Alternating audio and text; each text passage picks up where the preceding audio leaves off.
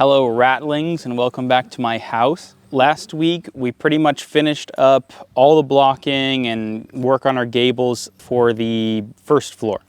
This week we've transitioned into working on the second floor. We had a couple things to finish up down on the first floor, but at this point we have moved up to our last floor. We're going to be working on Lincoln blocking pretty much for everything up here, but with a focus on the walls that are going to be holding up our roof trusses. Our trusses are supposed to come in a week or two here, and we want to make sure that we're ready for those to be delivered. So that's what our priority right now is. And then after that, we're just going to block out the rest of our walls up here and get the building sealed in and start working on the inside.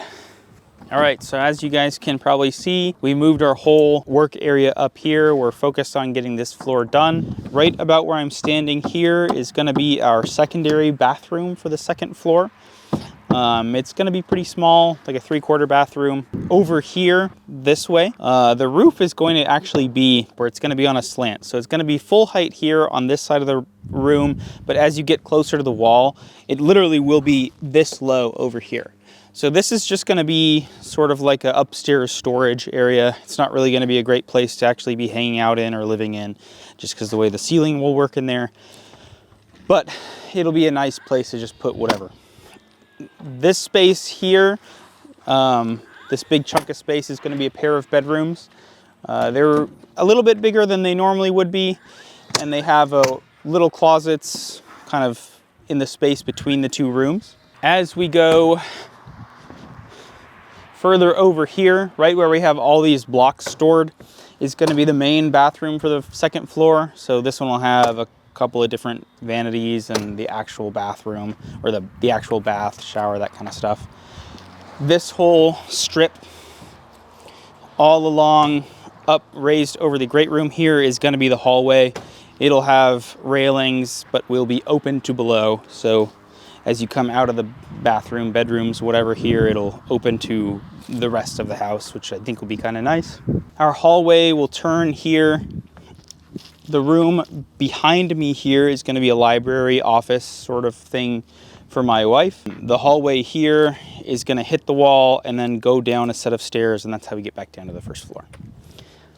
Just like where we started on the other side, this area here is pretty much going to be the same thing. You know, the roof is starting high here, but then it will slope all the way down to where these Lincoln blocks are here. So similarly, this is just going to be an additional storage area. We might come up with something different or better to use it for, but for now, our plan is to just store stuff here, decorations, camping stuff, whatever it happens to be. That's my second floor. So, Brynja asked me what the sacred block is for. This we kind of try and keep throughout the whole project. It's a 4.5-inch wide block that whenever we need to do a 4.5-inch cutback for our plate walls, how we do that is we just put it here, you know, whichever side of the block we have to cut back for a corner, we'll drop the sacred block in there, and then we'll use that to mark out where to make the actual cut. It's pretty simple, but it comes in handy almost all the time. On a one like this where we have it double end cut already, sometimes we'll just throw it, butt it up against the side here, mark it out, cut part of the block off, and throw it in our corner. You can see here,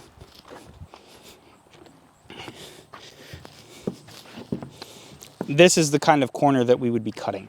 So the outside of the block is going and touching the inside of this block, or this style piece is touching the inside of this, and this style piece is cut 4.5 inches back using the sacred block as a guide.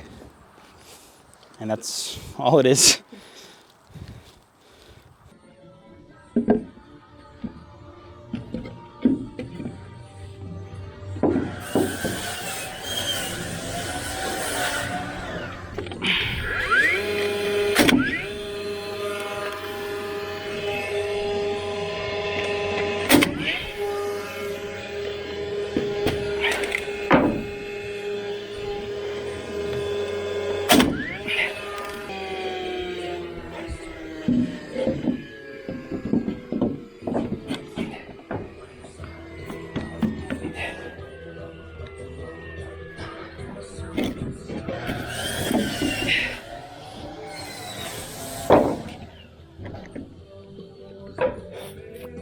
Alex, these ones are a little long. Yeah, it just was like starting to add up. Yeah, and like part of the problem is I think it's the right value is somewhere between the two. Yeah. And if you had more error in your cutting, like if you were cutting some long, some short, it would balance out. Yeah. But if they're all the same, yeah, then it starts to add up. It fits a little bit better than it does here. It's interesting. Yeah, I mean, you know, we're not perfect on where all our hangers are. Yeah. But maybe like a little shorter than this. Well, actually, I don't know. Maybe it is fine. I don't know, just kind of 5 and... Yeah, and it doesn't make that big of a difference. It's just like, yeah, you know, like try to be good little boys. Yeah. I'll try to be less consistent, I guess. I don't know.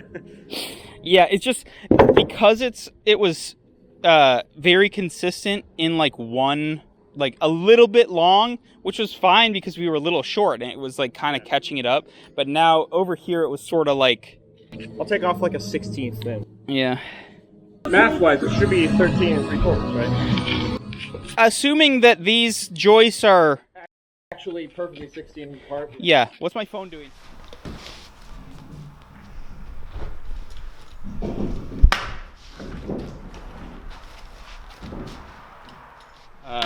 So all that is basically, we're just putting a thin little foam on our sill wrap so that when we come and we nail it down, if our surface that we're nailing to isn't absolutely perfect, the sill foam will kind of take up some of that slack.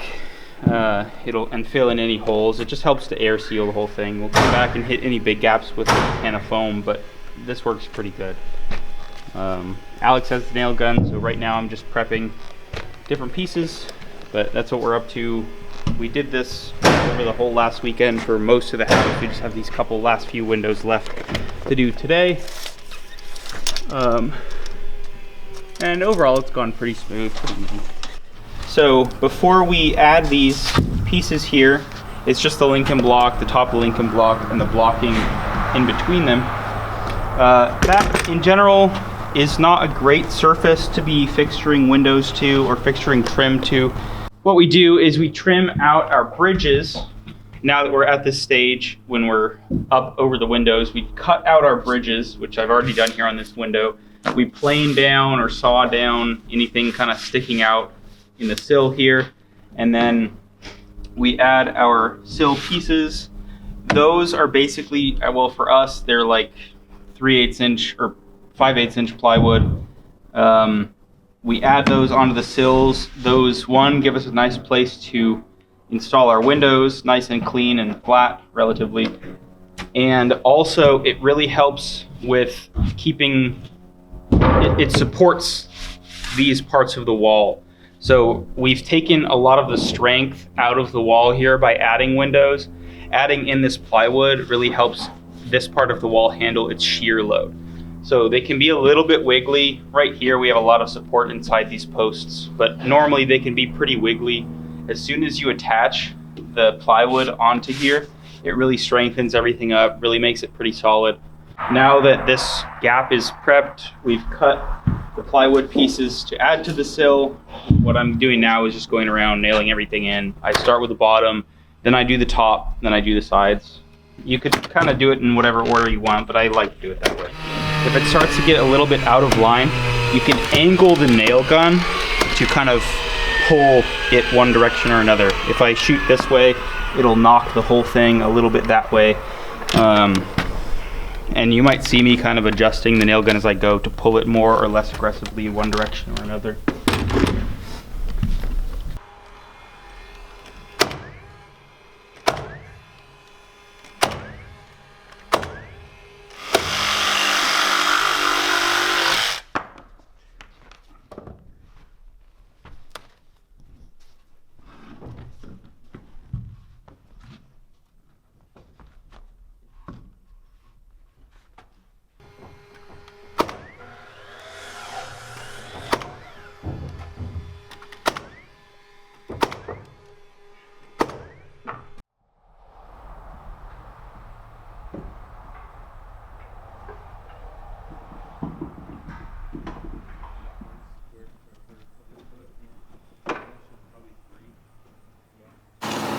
like and subscribe.